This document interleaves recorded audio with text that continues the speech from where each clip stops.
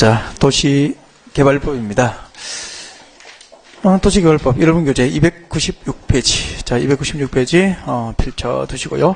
이제 뭐 도시개발법을 소개하고 뭐 그런 의례적인 얘기는 이제 기초과정이 아니기 때문에 하지 않고요. 바로 본 내용으로 들어갈 수 있도록 그렇게 준비를 합니다. 여러분 교재 296페이지 펼쳐 두시고요. 네.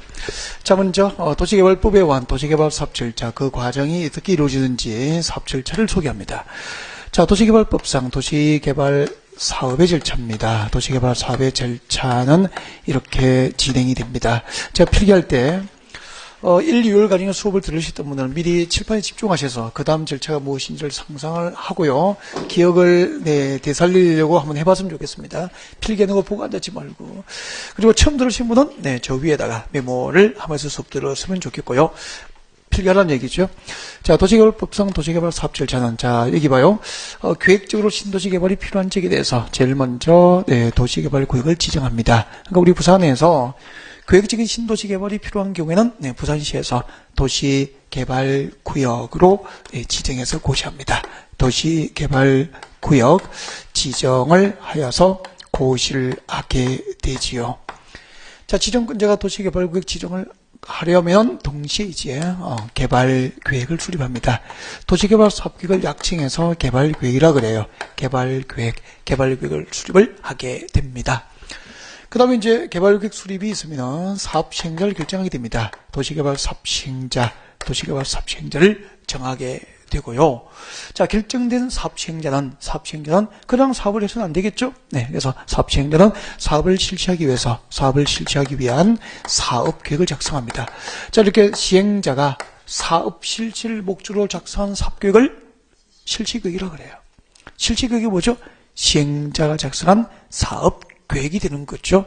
자, 이 실시계획은 작성만으로는 법적 계획으로서의 효력이 없어. 그래서 작성하면은 인가를 받아야 되고, 인가권자가 인가하면은 관보, 공보 등을 통해서 인가 사실을 고시하게 됩니다. 이를 실시계획 인가고시 그렇게 하는 거죠. 자, 이렇게 실시계획 인가고시가 있으면은 인가고시된 실시계획에 의해서 본격적으로 도시개발 사업 시행에 들어가게 돼요. 여기서 이제 나눠지게 됩니다. 여기서 도시개발 사업방법은, 자, 수용 방식으로 사업을 시행할 수도 있고요. 수용 및 사용 방식에 의한 사업 시행 방법과, 그리고 환지 방식에 의한 도시개발 사업 방식으로 도시개발 사업이 진행이 되죠. 수용 방식과 환지 방식에 의한 사업 절차는 잠시 뒤에 그때 가서 보기로 하고, 일단 여기까지 진도를 준비할지도 그렇게 합니다. 1, 2월 달에 설명을 했던 부분은 좀 가볍게 제 교재를 읽어서 시간을 좀 줄이고 좀 더 깊고 넓게 들어가야 될 영역 위주로 3, 4월 가기는 준비를 하게 돼요. 네, 자, 이런 교재 296페이지 오십시오. 자, 296페이지 보면은 제일 위에, 자, 도시개발구역 지정권자 나와 있습니다. 별표 하나 하시고요. 출제를 하는 영역이죠. 자, 도시개발구역은, 자, 원칙적으로 줄 거예요. 시, 도지사, 대도시시장이 이를 지정을 함이 원칙입니다. 그러니까, 시도지사 할 때 시장에는 부산광역시장도 포함되어 있죠. 그래서 우리 부산광역시에서 이제, 대규모 주택단지 등을 조성하기 위한 도시개발 사업이 계획적으로 필요하면은 부산시에서 도시개발구역 지정을 고시하고, 또 서울은 서울시에서 도시개발구역 지정고시를 한다라고 하는 것을 알 수 있게 되죠. 쭉 내려옵니다. 다만 일정 경우에는 국토교통부 장관 예외, 국토교통부 장관이 도시개발구역을 직접 지정할 수 있어요. 라고 해가지고 국토교통부 장관이 도시개발구역 지정을 할 수 있는 대상이 박스에 몇 개 나와 있습니까? 5개. 이 5개는 그 집 암기를 좀 하셔야 됩니다. 그러니까 핵심은 좀 보면은 기억날 정도로 하라는 거지, 뭐 책도보다 외우라는 얘기는 아닙니다. 너무 부담은 갖지 말고요. 좀 익숙하게 좀 많이 만들어놔야 됩니다. 예를 들면은 국가가 도시개발 사업을 직접 실시할 필요가 있어요. 그때는 시도지사들이 지정합니까? 국토교통부에서 직접 지정합니까? 국토교통부에서 직접 지정합니다. 다음 두 번째, 관계 중앙행정기관장. 이때 관계 중앙행정기관장은 중앙행정부처의 장관들이거든. 중앙행정부처의 장관들이 이제 국토교통부에 도시개발구역 지정을 요청한 경우에도 그 요청을 받아서 국토교통부에서 직접 도시개발구역 지정을 하게 됩니다. 전 여기까지 이제 읽어드리고 설명했어요. 자, 도시개발구역 지정권자였습니다. 원칙은 누구죠? 시, 도시사, 대도시시장이 지정하지만 국가가 도시개발 사업을 실시할 필요가 있는 경우 등 일정한 경우에는 국토교통부에서 직접 도시개발구역 지정이 가능하다. 여기까지죠. 네, 다음 넘어가요. 넘어가가지고 299페이지 봅니다. 299페이지 보면은 도시개발구역 지정 대상 지역과 그 지정 대상 지역별 도시개발구역 지정 규모가 나와 있습니까? 원칙 나와 있습니다. 원칙에 박스가 하나 나와 있죠. 용도 지역별로 도시개발 사업을 허용하는 면적 규모라는 얘기지. 이 암기를 하셔야 되거든요. 그래서 그 박스 앞에다가 암기라고 적으시고요. 지금 제가 암기를 해드릴게요. 그래서 고개를 들고 자 현장을 좀 봐야 됩니다. 네, 자. 우리는 지금 도시개발법상 도시개발구역 지정에서 도시개발구역의 지정권자, 도시개발구역 지정권자를 했다. 원칙적으로 누가 지정하고 예외적으로 누가 지정하는지 등을 정리를 해드릴 거예요. 그 다음에 이제 도시개발구역 지정 규모입니다. 규모. 여러분, 도시개발법상 도시개발 사업은 용도지역별로 일정한 면적 규모 이상이 되어야 사업을 허용해요. 용도지역별로. 그래서 자 용도지역별로 어떤 면적 규모가 되어야 도시개발법상 도시개발사가 허용되는지 한번 보지 뭐. 자 여러분 여기는 도시지역입니다. 부산 도시지역이죠. 그럼 우리가 국토교육에서 용도지역에서 이미 이렇게 배웠습니다. 자 도시지역은 용도지역이 크게 자 주거지역과 상업지역과 공업지역과 녹지지역 그렇게 되죠. 네, 녹지지역이 있는데 진달래 피고 새가 울면은 무슨 녹지지역이었죠? 보전녹지지역. 보전녹지지역은 도시개발이 허용돼야 안 돼. 안 돼. 진달래가 핀 곳은 개발할 수 없는 땅이라고 했죠? 네. 그래서 도시지역이 시분된 16개 용도지역 가운데 유일하게 보전녹지지역은 도시개발법상 도시개발 사업이 허용이 되지 않습니다. 그럼 이제 나머지 생산녹지, 그리고 자연녹지. 생산녹지는 농업적 생산을 위해서 개발이 유보되어 있고 자연녹지지역은 제한적 개발이 허용되는 지역이다라고 기억을 하고 있죠. 네. 자, 그 다음에 이제 도시지역 밖으로 나왔어. 도시지역 외 이렇게 되면은 이제 도시개발법상 도시개발 사업을 허용할 때는 용도지역별로요. 일정한 규모가 돼야 돼요. 면적 규모가. 개발 규모가 일정한 면적 규모 이상이 되어야 도시개발 사업을 허용하게 되는 거죠. 법적으로. 그때 이제 면적 규모는 지금 외워요. 공업지역은 3만 제곱미터 이상이에요. 3만 제곱미터. 얼마라고? 3만. 그러니까 우리 부산광역시에서 공업적으로 용도지 지정된 지역에서 산업단지, 공단을 조성하기 위한 신도시를 개발할 때는 그 개발 규모가 최소 3만 제곱미터 이상이 되어야 도시개발법상 도시개발 사업으로 개발이 허용된다 이 말입니다. 최소 얼마 이상이 되어야 되죠? 3만. 그렇다면 3만 제곱 미만은 도시개발법상 도시개발 사업으로 개발하지는 않는 거예요. 3만 이상이 돼야 돼요. 나머지 용도지역은 전부 1만입니다. 전부 1만이라니까 1만 제곱미터. 그럼 더 외웠네. 도시로 쓰던 공업지역은 3만, 나머지는 용도지역은 1만 제곱미터 이상이면 도시개발 구역의 지정이 허용이 된다 이 얘기입니다. 물론 보전녹지지역은 지정할 수 없고요. 지금 표 그렇게 돼 있죠? 더 외웠죠. 그리고 그 밑에 봐봐. 도시적 외지역입니다. 밖으로 나왔어요. 여러분 도시적 외지역은 면적이 얼마죠? 30만. 도시적 밖에서는 30만 제곱미터 이상을 원칙으로 합니다. 그러니까 현재 용도지역이 도시지역이 아닌 지역에서는 면적 규모가 30만 제곱미터 이상이어야 도시개발법에 의한 도시개발 사업이 허용이 된다. 그런 뜻이라고. 다 외웠죠? 공업지역은 3만 제곱미터 이상, 나머지 용도지역은 1만 제곱미터 이상, 도시지역 밖은 30만 제곱미터 이상이 되어야 도시개발 구역의 지정이 허용이 되는데 일단 여기까지는 우리가 1월달에도 했죠. 여기까지는 못 외우는 순서, 이거 못 외우는 사람 누가 있겠어요, 이거. 다 이 정도 외우고 원서 넣고 다 시험 치러 갑니다. 이거 가지고 시험 나오겠어? 물론 나오지요. 근데 잘 안 나와요. 안 나오고 지금부터 이제 성분은 지금부터야. 진짜 어려워져요. 자, 기절은 하지 마세요. 내려오시고 예외에 되어 있습니다. 예외되어 있습니까? 발표하고요. 제가 읽어드릴게요.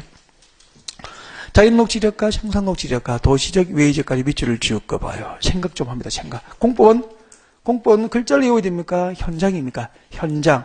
항상 법조문을 왜 만드는지 입법 취지하고 현장에 적용하고 활용할 수 있는 방향으로 공부를 하라는 얘기죠. 네. 자연녹지지역과 생산녹지지역과 도시적 외지역을 딱 줄을 끄고 생각 좀 해봐. 녹지지역과 비도시지역이죠. 개발 용도입니까? 미개발지역입니까? 미개발지역. 빨리 적어 밑에다가. 미개발지역이잖아. 미개발지역. 자, 자연녹지지역과 생산녹지지역과 도시적 외지역, 즉 미개발지역에 도시개발구를 지정할 때는 그냥 못하고요. 해당 지역을 대상으로 광역도시계획과 도시군 기본계획이 수립되고요. 그 수립된 광역도시계획과 도시군 기본계획에서 개발 가능한 지역으로 계획된 지역에서만 도시개발 사업을 허용한다 이 말입니다. 답은 동그라미. 지금부터 끝까지 줄 거죠. 광역도시계획과 도시군 기본계획이 수립되지 아니한 지역이라면은 녹지지역적 무슨 녹지지역만 자연 녹지지역 앞뒤로 가로. 도시적 외의 지역중 무슨 정도지역? 계획관리지역 앞뒤로 가로. 계획관리지역이 하나요? 도시개발구역 지정이 허용이 됩니다. 됐습니까? 네. 거기 한번 들어볼까요? 설명할게요. 항상 현장을 상상하면서 공부하라고. 글자면 이해가 안 되고요. 이해 안 되면 글자를 어떻게 해요? 고통이거든. 봐요. 빗금칠게. 봐요. 자연녹지지역과 생산녹지지역. 딱 보라고. 주거지역, 상업지역, 공업지역 본래부터 개발 목적으로 용도가 계획된 딱 맞죠?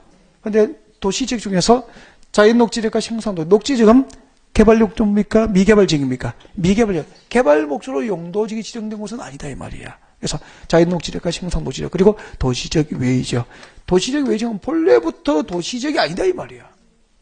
도시적을 목적으로 용도지 지정된 땅은 아니다 이 말이야. 그러니까 이쪽도 개발 용도입니까? 미개발지역입니까? 미개발지역이라.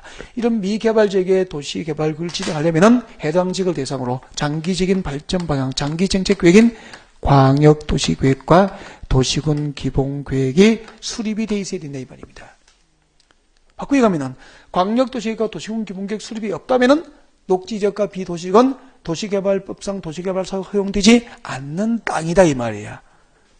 이해가 됐습니까?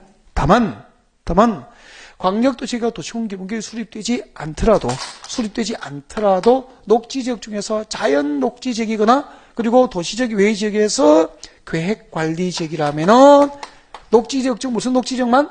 자연 녹지지역만 도시적 외지역은 계획관리지역만 도시개발 사업을 예외적으로 허용을 하게 됩니다. 그럼 이렇게 되면 문제를 이렇게 깐다고 한번 봐요. 이게 해석을 이렇게 하죠. 칠판. 광역도시가 도시군 기본계획 수립이 되지 않은 광역도시가 도시군 기본계획이 수립되지 않은 생산녹지지역은 도시개발법상 도시개발구역 지정이 허용되지 않는다. 오 믿겠습니까? 오 이렇게 해석해서 답을 찾아야 된다니까. 그럼 참 어렵겠죠. 이해 못하고 조문만 외워도 답 못 찾습니다. 가장 어려운 게 뭐냐면요. 선생님이 중요하다고 발표해줬잖아. 혼자 독서를 다 외우고 갔는데 시험지를 받으니까 항망한 거예요. 이제 하늘의 노래예요. 이해 위주로 원리 위주로 안 들었다는 얘기를 설명 많이 들어야 됩니다. 정말로 여러분 선배님들 어제도 이제 저쪽에 강의하면서 점심을 같이 하면서 그분들이 다 다른 학원에서 왔더라고.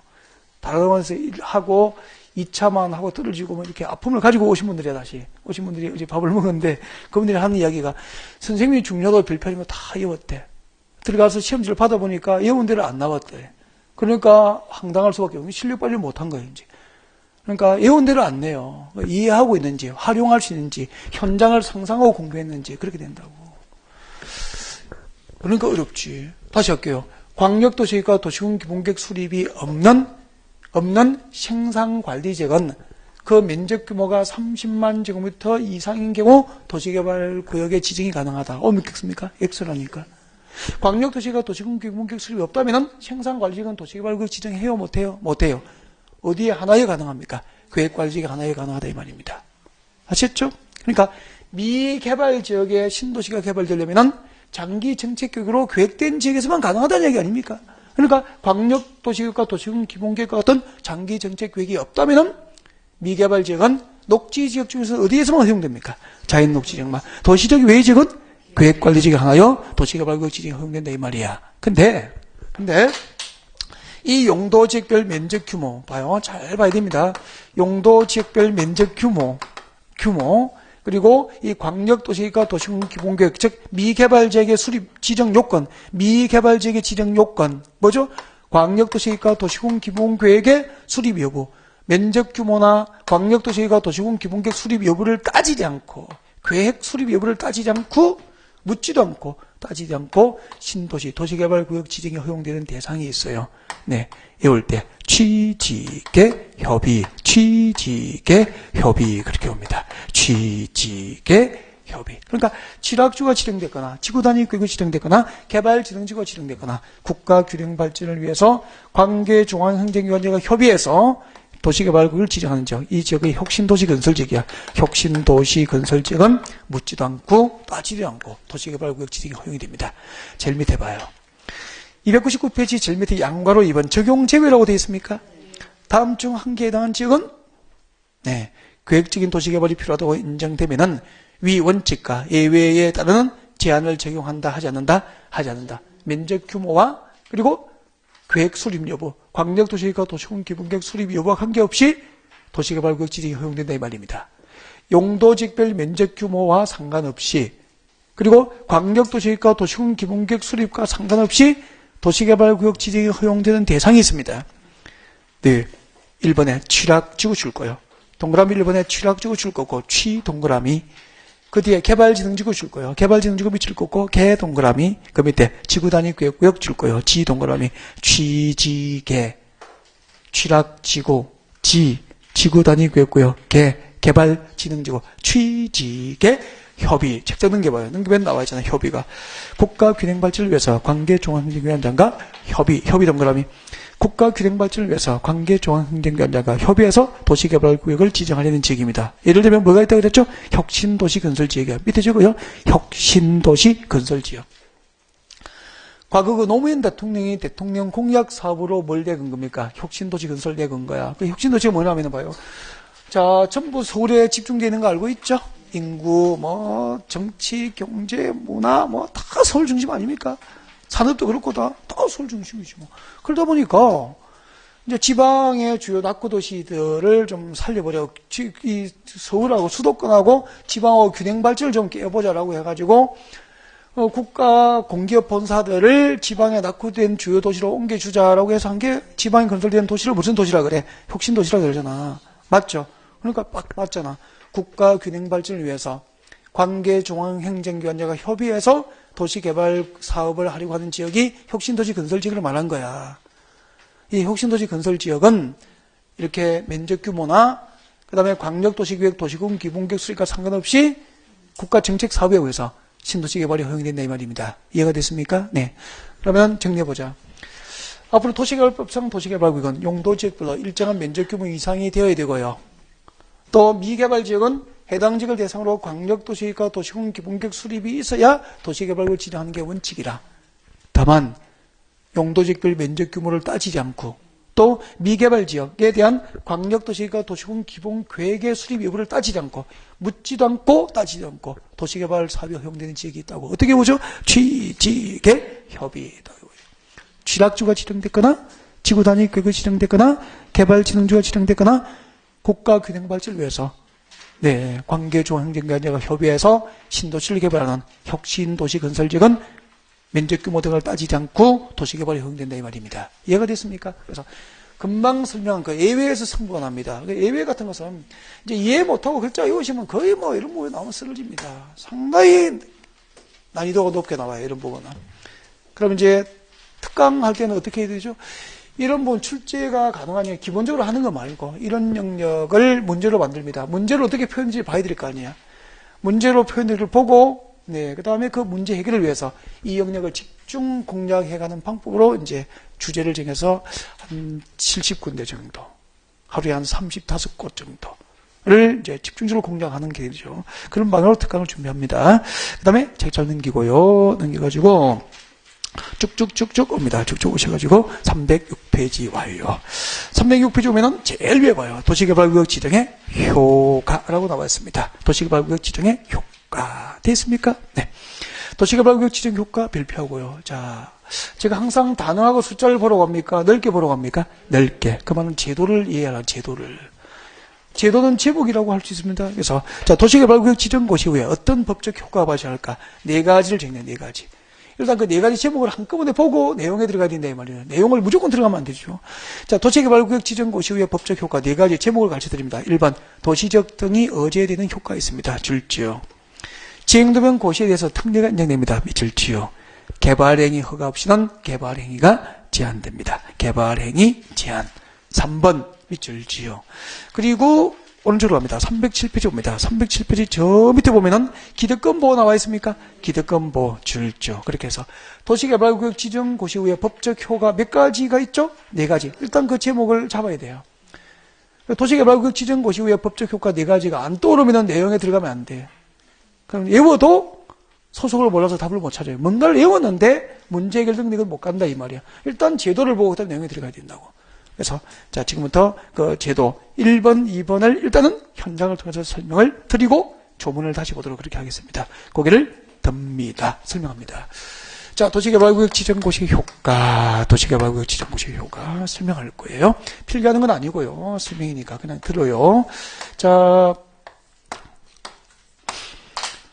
여기는 보전회의들 갇혀있는 산지가 있고, 물으면 대답하셔야 되는데, 자, 이거 다 국토교에서 배웠으니까, 전답과 송등 농지입니다. 농지가 있고요. 여기에 이제 쥐랑 마을이 있다라고 한다면은, 이런 토지가 도시지역에 가까웠어. 무슨 용도지역이었죠?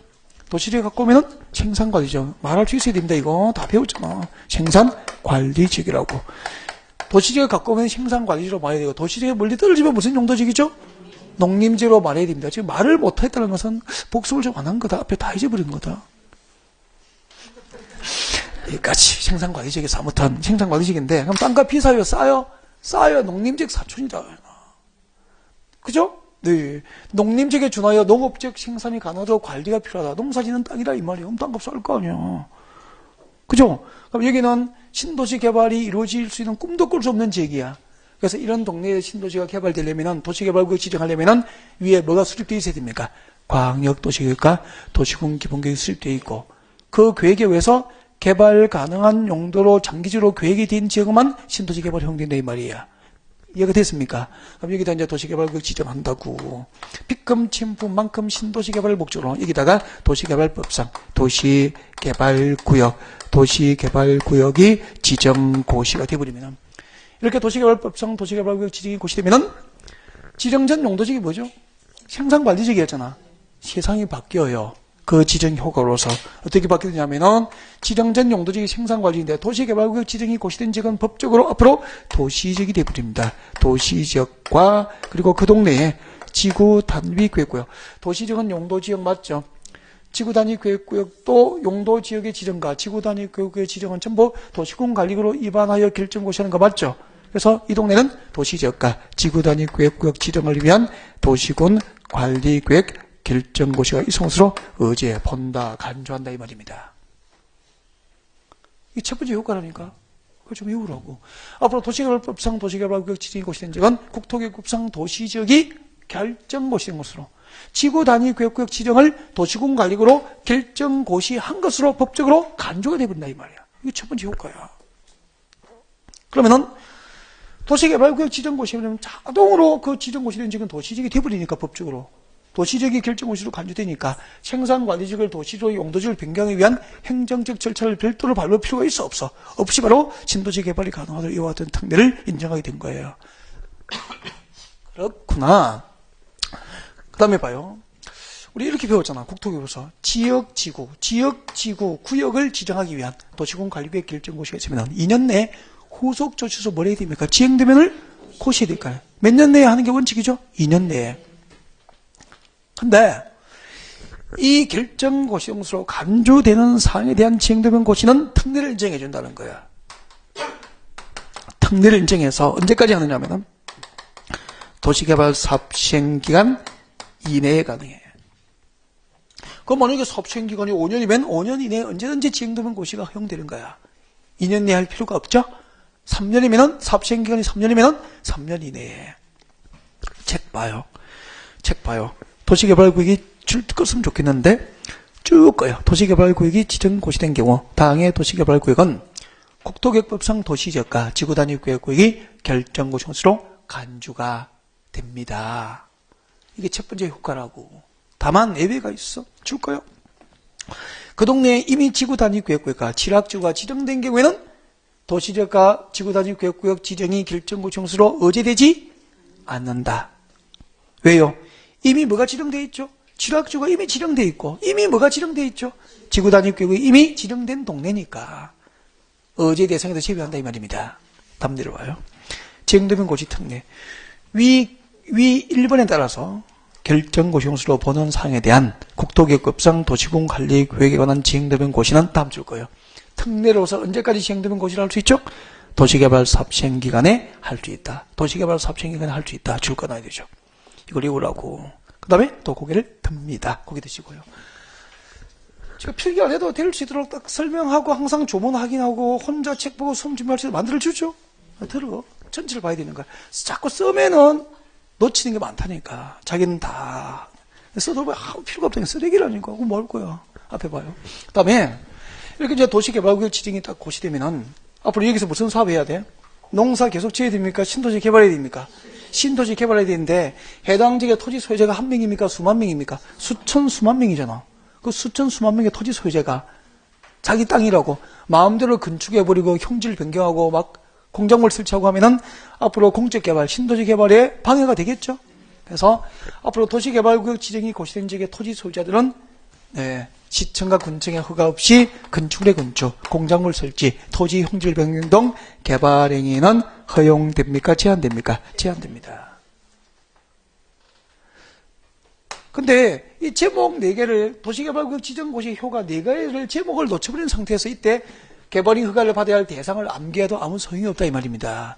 그러니까 제도를 놓치고 암기하면서 부분적으로 암기하면서 무서워해야 돼. 답변이 아무 도움이 안 되는데 자기는 다 외웠으니까 얼마나 뿌듯하겠어. 나는 만반의 준비를 했어 라고 들어갔는데 시험을 답을 못 찾는 거야 이제. 제도를 안 보면 안 돼요. 부분적으로 외우지 마라. 전체를 보고 부분적으로 기억할 것을 기억해라. 암기하는 방법도 그래야 되죠. 근데요, 개발인 허가가 제한돼요. 근데 이 도시개발구역 지정고시된 동네에서 어떤 개발행위를 허가받아야 될까? 일단 허가 대상도 가끔은 지문에 나오는 경우가 있단 말이야. 근데 허가 대상 많이 보고 싶죠? 그래, 한번 봐요. 내려와 봐요. 306페이지 보면 박스 안에 건축물의 건축, 공작물 설치, 건공 동그라미예요. 첫 글자. 토지 형질 변경, 토석, 재치, 토지문화, 어디서 많이 이용한 거 맞죠? 건공, 물건을 쌓아놓는 행위까지는 국토교육법상 개발허가 대상과 똑같잖아요. 그러니까 이것은 국토교육부터 시험 내지 여기서 안 낸다 이 말이야. 도시개발부에서 낼 것이 천지인데 이걸 왜 냅니까? 이거 외우고 앉아있으면 안 된다 이 말이야. 마지막에 중목의 벌채는 식재는 처음 봤죠? 이것은 줄 거라고 칼라로 돼 있잖아. 그러니까 도시개발구역에서는 국토교육법상 개발허가 대상은 대부분이 허가 대상이 되는데 허가 없이 금지가 되는데 그 말 아닙니까? 중목의 벌채 식재도 개발허가를 받아야 되는 거예요. 다만 내려와요. 허용사항이니까 허가사항입니까? 임의사항입니까? 임의사항. 박스에 2개 있는데 임의사항이잖아. 받으실 거예요. 낯설지 않을 걸. 재복구나 재난수술을 위한 응급조치 목적으로 할 때는 도시개발구역에서도 허가사항을 허가받지 않고 할 수 있어요. 그리고 2번에 보니까 무엇이 많죠? 동그라미 5번 줄 거예요. 관상용 중목의 임시식재. 자, 아까 중목의 벌채 식재는 개발 허가를 받도록 하여 있잖아. 그러나 관상용 중목의 임시식재는 허가상입니까? 임의상입니까? 이미 허가 없이 가능하다 이 말입니다. 단 경작지에서 관상용 중목을 임시식재할 때는 임의상이 더 제비니까 경작지에서 관상용 중목의 임시식재는 개발 허가를 받아야 되는가? 이런 것들이 정답을 결정해요. 그래서 지금 해드린 거 1번 읽고 5번 별표 하나 해놓고 딱 이것만 보면 되잖아. 그 다음에 또 고개를 들어봐요. 여러분, 앞으로 도시개발법상 도시개발구역 지정이 고시된 지역에서는 건축물의 건축 등 개발행위는 시청과 군청의 허가 없이 할 수 있습니까? 개발행위가 제한됩니까?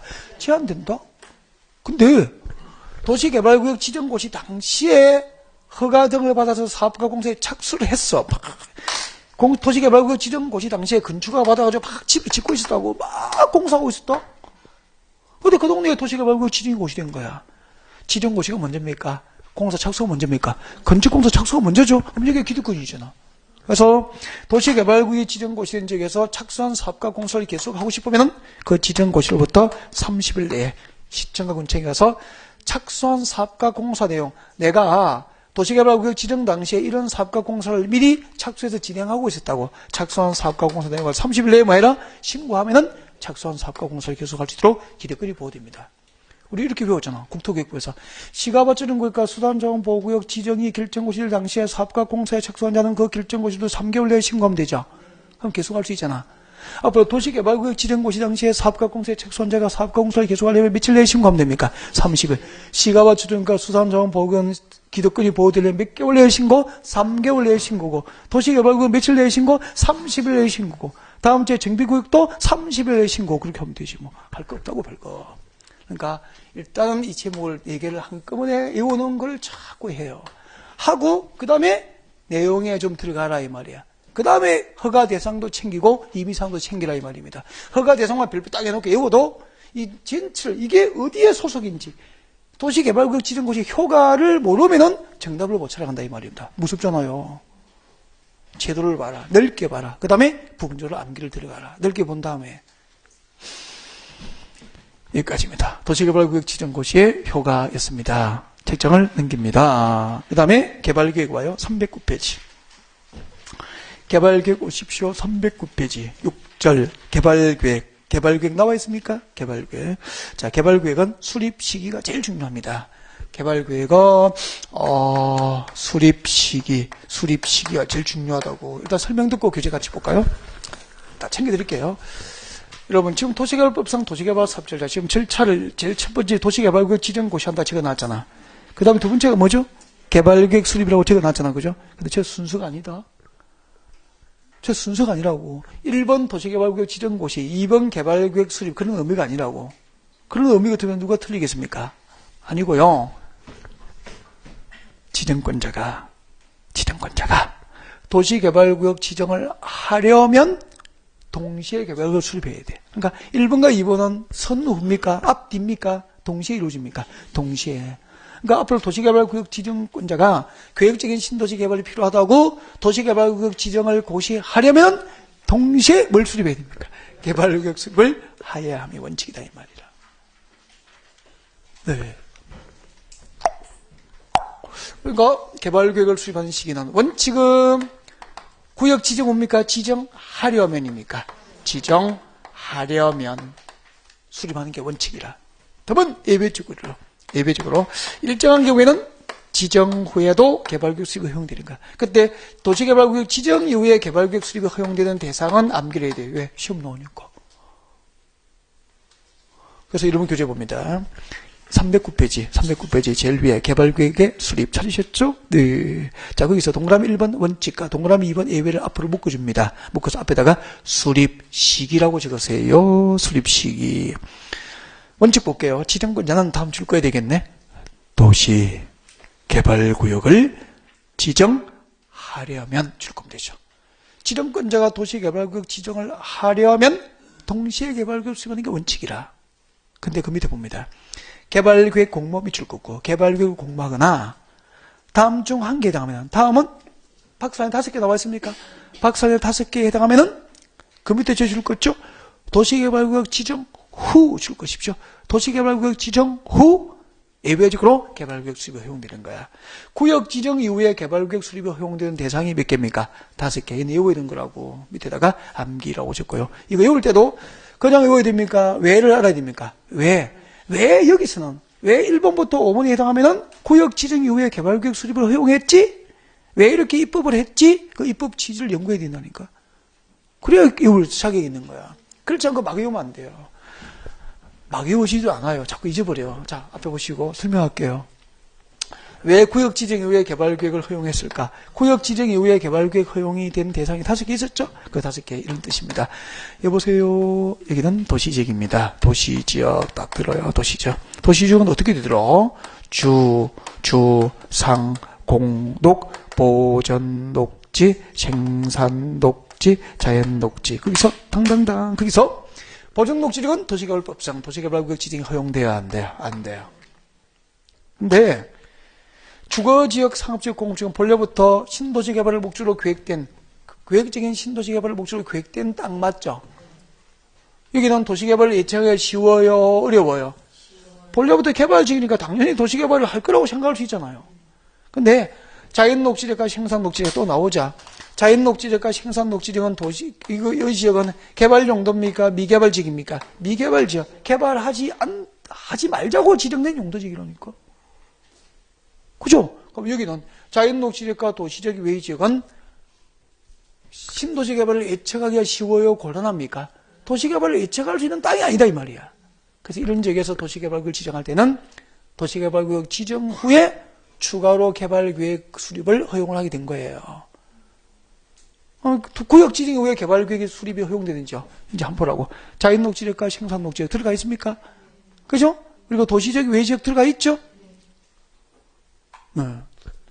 다 외워졌잖아. 그 다음에 봐요. 주상공 면적을 합한 면적이 주거지역, 상업지역, 공업지역은 개발 용도잖아. 주거지역, 상업지역, 공업지역 면적을 합한 면적이 전체 도시개발구역 면적의 30% 이하야. 그러면 주상공 면적을 합한 게 30% 이하, 구역 면적의 30% 이하라는 것은 구역 면적의 70% 이상은 주거지역, 상업지역, 공업지역은 아니라는 거잖아. 나머지 70%는 미개발 지역이라는 거 맞죠? 그래서 전체 도시개발구역 면적 가운데서 주상공 면적 합계가 얼마 이하가 되는 지역? 30% 이하가 되는 지역도 구역 지정 후에 천천히 개발구역 수립을 허용할 수밖에 없지. 왜? 이런 지역은 미리 개발구역 수립할 수 있어? 없어? 없어. 도시개발을 예측할 수 없는 지역이기 때문에. 이해가 됐습니까? 그러면 얼추 외워졌잖아. 이해하니까. 가장 좋은 암기는 이해하는 거라니까.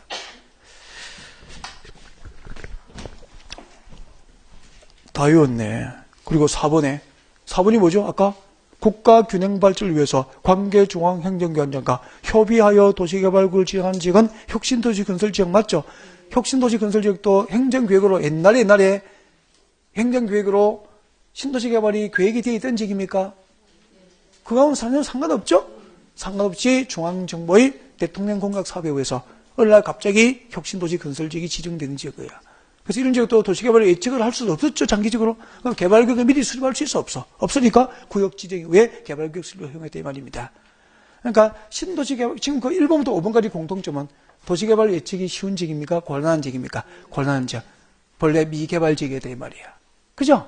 미개발 지역에서 도시개발구역을 지정할 때는 구역 지정 후에 개발구역 수립이 허용되구나. 그렇게 보면 되잖아. 넘어갑니다. 다음에 310페이지 와요. 310페이지 와가지고 토지 소유자의 동의라고 나와 있습니까? 이럴 때에는 체킹 안 돼 있을 건데 자꾸 해야 되는 게 넓어진다니까. 그죠? 별표예요. 동그라미 1번 별표예요. 동그라미 1번 앞에다 적어요. 암기라고. 310페이지 양괄호 2번 토지 소유자의 동의. 바로 밑에 동그라미 1번 나와 있습니까? 네, 별표하시고 암기를 하셔야 됩니다. 네. 310페이지, 네, 동그라미 1번 딱 중간에 있죠. 네, 읽어드릴게요.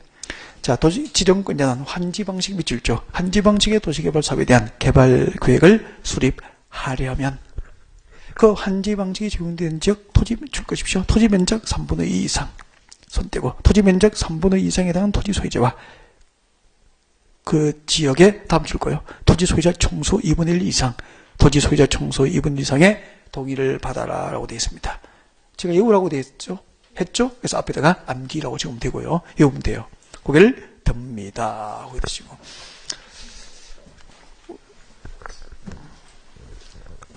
설명을 듣습니다. 네. 조금 전에 도시개발 사업방법 두 가지 수용 방식과 환지 방식이 있다라고 설명을 했다. 맞습니까? 네. 수용 방식도 있고 아무튼 환지 방식이 있다라고 했습니다. 수용 방식이 뭐냐면은 이 도시개발구간의 토지 소유자는 한 명입니까? 수천 명, 수만 명입니까? 수천 명, 수만 명의 토지 소유자가 있을 거 아닙니까? 수용 방식은 그 수천 명의 토지 소유자의 토지 소유권을 보상금을 지급하고 사업 시행자가 다 수용을 해버려요. 그게 수용 방식이야. 수용해서 택지 등으로 조성하는 개발하면 수용 방식이라고. 그러면은 수용 방식으로 하면 해당 지역의 토지 소유자는 있습니까? 없습니까? 없어요. 왜요? 소유권은 전부 보상금 받고 수용을 당하니까 토지 소유자가 없을 거 아닌가. 그러니까 수용 방식으로 도시개발 사업을 하기 위해서 이 땅을 개발하기 위한 개발계획 수립을 위해서 동의를 얻을 필요가 있어 없어? 없죠? 동의를 얻어야 할 토지 소유자가 있어 없어? 없으니까. 근데 환지 방식은 수용하지 않는 방식이거든. 그러면 환지 방식으로 하면은 도시개발구간의 토지 소유자 수천 명이 그대로 있겠죠? 그들의 동의도 없이 이 땅을 개발하기 위한 계획을 수립했다가 나중에 토지 소유자 대부분이 반대하면은 개발 계획대로 도시개발 사업을 할 수 있어 없어? 없죠. 그래서 환지 방식입니다. 환지 방식. 환지 방식으로 도시를 개발하기 위한 개발 계획을 수립할 때는 해당 지역 토지 면적 얼마에 해당하는 면적 3분의 2 이상에 해당하는 토지 소유자의 동의서를 받아라. 그리고 토지 소유자 총 숫자 기준 얼마? 2분의 1 이상에 해당하는 토지 소유자의 동의서를 각각 받아서 개발계획 수립을 하도록 법을 만들다 이 말입니다. 그러면은 개발계획 수립 시 동의 요건을 필요로 한 것은 수용 방식인 경우입니까? 환지 방식만 필요합니까? 환지 방식만. 그때 동의 요건은 면적 기준 3분의 2, 총수 기준 2분의 1. 근데요, 아니 수험생 힘들게 아니 토지 면적 3분의 2면 이만큼이잖아. 아니, 대부분의 토지 소유자의 도장만 받으면 되지. 왜 토지 소유자 총수자 2분의 1 이상의 동의를 또 동시에 얻어서 수험생을 힘들게 만들까? 왜 국회에서 이렇게 법을 만들었을까? 제가 좀 연구를 좀 해봤다, 아이가. 그 연구한 이야기를 여러분께 좀 해드려도 되겠습니까? 제가요, 여러분이 그렇게 보면 안 된다, 섭섭하다. 나 도시개발구 땅 이만큼 가지고 있는 사람이다? 그렇게 보여요. 이게 내 땅이라니까? 정말이에요. 구역 안에 3분의 1이 내 땅이라니까? 그럼 저는 소규모 토지 소유자입니까? 대지주입니까? 대지주, 대규모 토지 소유자입니다. 그리고 우리 앞에 제일 첫 줄에 앉으신 분 있죠? 오늘 첫 줄에 앉으신 분 제가 선물 드릴게요. 당신들 하면, 여러분들, 6분에게 이거 드릴게요. 하나, 둘, 셋, 넷, 다섯, 6분. 똑같이. 알겠죠? 여러분 이거 땅 드릴게. 여러분, 앞줄에 6명 거야, 이거. 그러니까 앞줄에 제가 사실 좀 침이 좀 많이 튀잖아. 침 맞아가면서 이렇게 앞에 앉아서 수업 열심히 들으니까 얼마나 고마워요. 그래서 이분에게 땅 드린 거야. 네. 두 번째 줄부터는, 그래. 이거 나머지 나눠 가지세요, 그냥. 다 가지세요. 나눠 가지고, 이거 이만큼씩 가지세요. 이만큼씩. 다 이거 하나씩 가져가세요. 다 줬다, 이제. 그럼 한번 보세요. 참 법 잘 만들었다. 만약에요, 토지 면적 3분의 2 이상의 토지 소유자의 동의를 받아라. 라고 하는 법만 있었어요. 그러면은, 나하고요, 대규모 토지 소유자 나하고 앞줄에 앉은 6분도 대규모 토지 소유자 맞죠? 이분들이, 네, 도시개발에 찬성한다고 동의서를 도장 찍어버리면은, 토지 면적 얼마에 해당하는 3분의 2 이상의 토지 소유자의 동의 요건을 갖추게 되잖아. 그러면 이 개발구역 수립에 소규모 토지 소유자의 의견은 반영돼, 안 돼? 안 될 수도 있죠. 그래서 소규모 토지 소유자의 의견이 개발구역 수립에 반영될 수 있도록 토지 소유자 총 숫자를 따져서 얼마 이상? 2분의 1 이상의 동의를 동시에 얻어야 한다고 법을 만든 거야. 진짜 이치가 맞죠? 그래서 법이 이렇게 만든 거 아니가?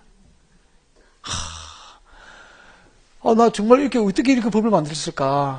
연구해보니까 그렇더라고. 감동이죠. 공부 이런 맛으로 이런 거 알면은 참 재밌다. 이해하면은. 그냥 뭐로 외우잖아. 면적 3분의 2 총수 2분은 늘 다 외워요, 수험생이. 왜라고 하면은 뭔지도 모르고 외워요. 그러니 뭔지도 모르고 외웠으니 시험지를 받아도 무슨 말인지 모르고 답을 못 찾는 거야. 그러니까 보통 봐요. 수험생은 뭐 보고 답 찾습니까? 이거 맞는지 보고 답 찾겠죠? 근데 앞에는 수용 방식이 됩니까? 환지 방식이 됩니까? 환지 방식을 보는 수험생은 없습니다. 이런 설명 안 들었으면은. 암기 위주로 공부하시면 나오면 백발백중 다 틀립니다, 여러분은. 이거 보고 답 찾지 앞에 안 봅니다. 개발구역 수립 동의요건 면적 3분의 2 총수 2분의 그렇게 오지 수용 방식이 필요한지 환지 방식이 필요한지 어떻게 알겠어, 혼자 하면은. 모르죠. 그래서 책 다 외워도 안 된다 이 말입니다. 설명드려야 돼요. 무섭죠? 근데 여러분 저와 같이 공부했기 때문에 무서워할 필요가 없어. 네. 자, 다시 읽어볼게요. 지름권자는 이제 환지 방식이 쏙 들어올 걸 수용 방식입니까? 환지 방식입니까? 환지 방식의 도시개발 사업에 대한 개발계획을 수립하려면은 그 환지 방식이 적용되는 지역 토지 면적의 3분의 2 이상의 토지 소유자 동의를 받고 이러면은 대규모 토지 소유자 의견만 반영될 가능성도 있죠. 그래서 소규모 토지 소유자 의견이 개발계획 수립에 반영될 수 있도록 토지 소유자 총수 얼마입니까? 2분의 1 이상의 동의를 받아야 한다라고 하죠. 그러니까 이제 연구하고 이런 것을 하나씩 원리를 알아가는 재미, 그 맛으로 학문을 하는 것 같아. 진짜 공부할 때는. 그러니까 학교 다닐 때는 나도 공부를 못해가지고 저 학교 별로 못했거든요. 그래가지고 이런 맛을 몰랐어. 모르고 어떻게 하다 보면 팔자에 없는 선생이 돼가지고 하다 보니까 이제 이 가르치면서 저는 이제 공부하는 맛을 알게 되고 공부하는 재미를 알게 되었어. 제가 학교 다닐 때 알았으면 여러분 못 만났죠. 네. 그때 끔 씹기 잘했지.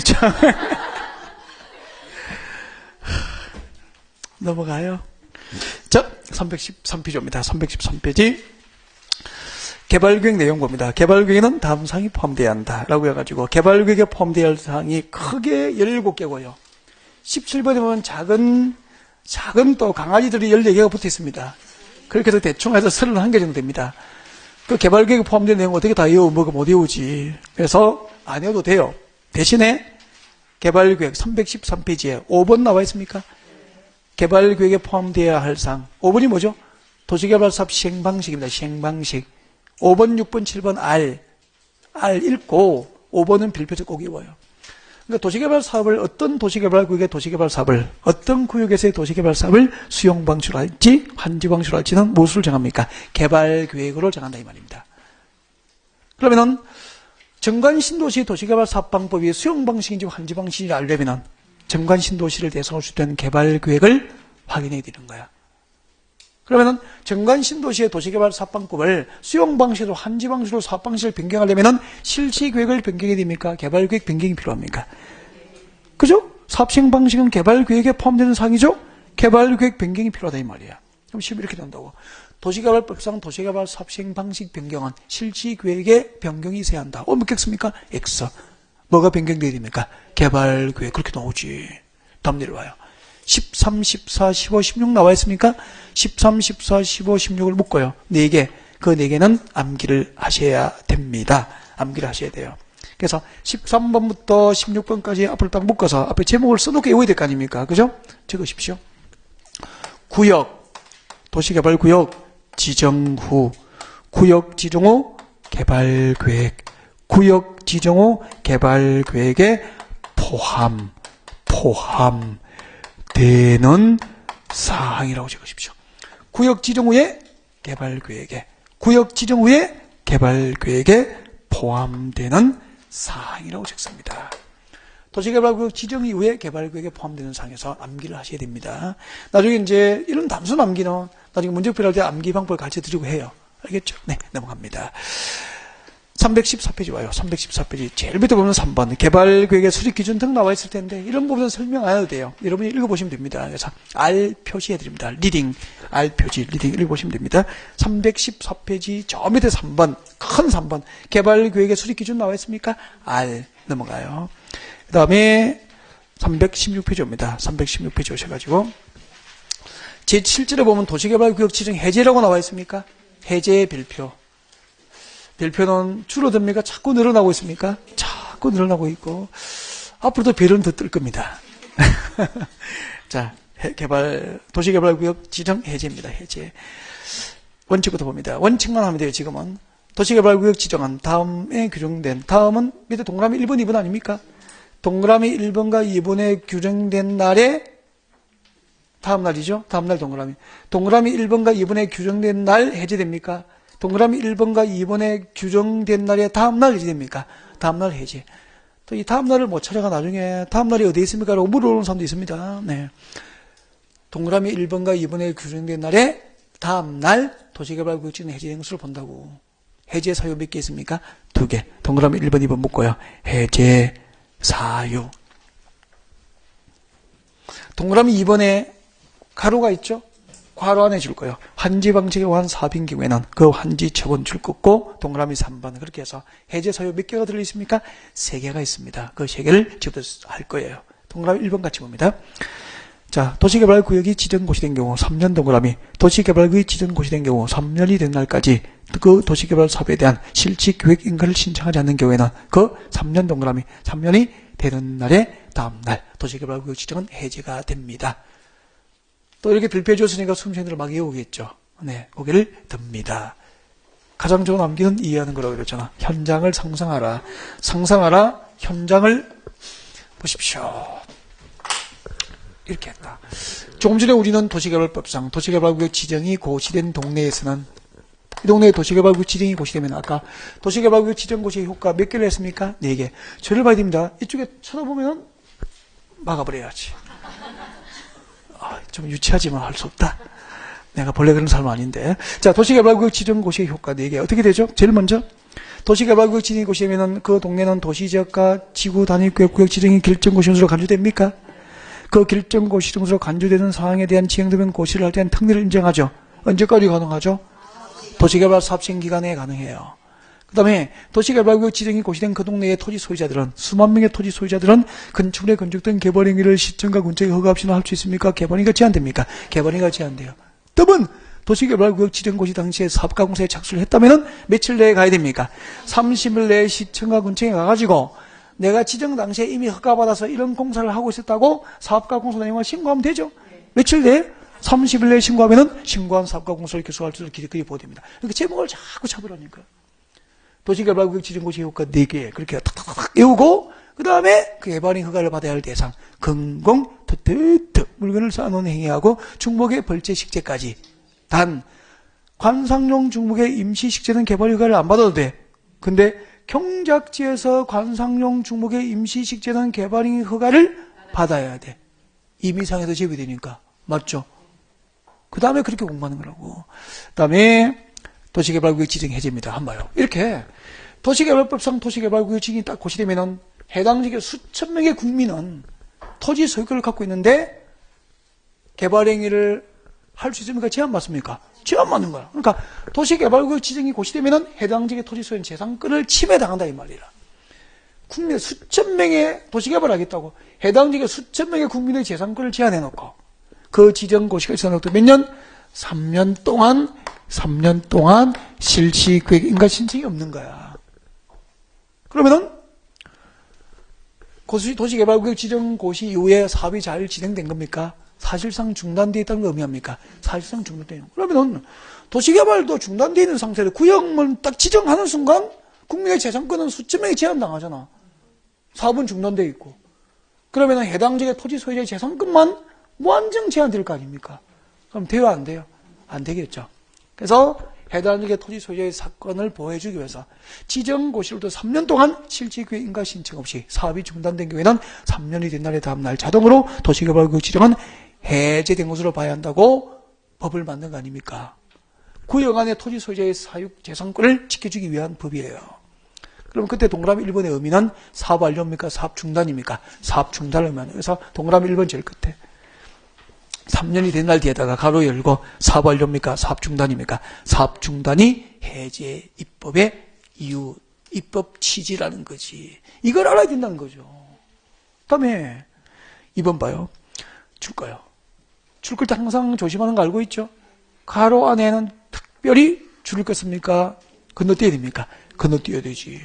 도시개발사업 공사 완료의 공고일입니다. 공사 완료가 공고되면 다음 날 구역 지정 해제된 것을 보고, 이게 무슨 방식이냐면은 지금 이렇게 드린 거, 도시개발 사업의 공사 완료의 공고일이 수용 방식이야. 가로 안에 환지 방식인 경우에는 환지 처분 공고일의 다음 날 해제된 것을 본다 이 말입니다. 이 말이 무슨 말이냐면은, 잠깐만요. 여러분, 수용 방식으로 도시개발 사업이 완료가 됐어요. 택지 조성이 다 끝났다고. 그럼 이제 공식적으로 뭐라 하냐면은 공사 완료를 공고를 해. 이렇게 공사 완료가 공고되면은 그 공사 완료 공고가 있은 날의 다음 날 도시개발구역 지정은 해제된 것을 보는 거야. 공사가 끝났으면 공식적으로 끝나버렸는데 더 이상 구역 지정을 해둘 필요가 없죠. 그래서 수용 방식으로 공사가 끝나면 공식적으로 뭘 하게 되죠? 마지막으로 공사 완료 공고를 하게 되고 그 공사 완료 공고의 다음 날 도시개발구역 지정은 해제된 것을 본다. 그 다음에 환지 방식으로 사업이 끝나면은 제일 마지막으로 하는 게 환지 처분 공고를 한다고. 그 환지 처분 공고가 있으면 다음 날 해제가 되는 거야. 됐습니까? 해제 사유 시기. 구역 지정 고시로도 3년 내에 실질계획 인가 신청이 없이 사업이 중단됐거나 수용 방식으로 사업이 완료돼서 공사 완료 공고가 있었거나 환지 방식으로 사업이 완료돼서 환지 처분 공고가 있으면 다음 날 각각 도시개발구역 지정은 해제된 것으로 본다. 그러면 지금 거기 해제 사유 동그라미 2번하고 3번은 사업 중단입니까? 사업 완료가 해제 사유가 된 겁니까? 사업 완료. 그래서 그 동그라미 2번 두 번째 줄에 공고일 뒤에다가 가로 열고 사업의 완료라고 적으면 되는 거죠. 네. 자, 도시개발 사업의 시행자 318페이지. 도시개발 사업 시행자는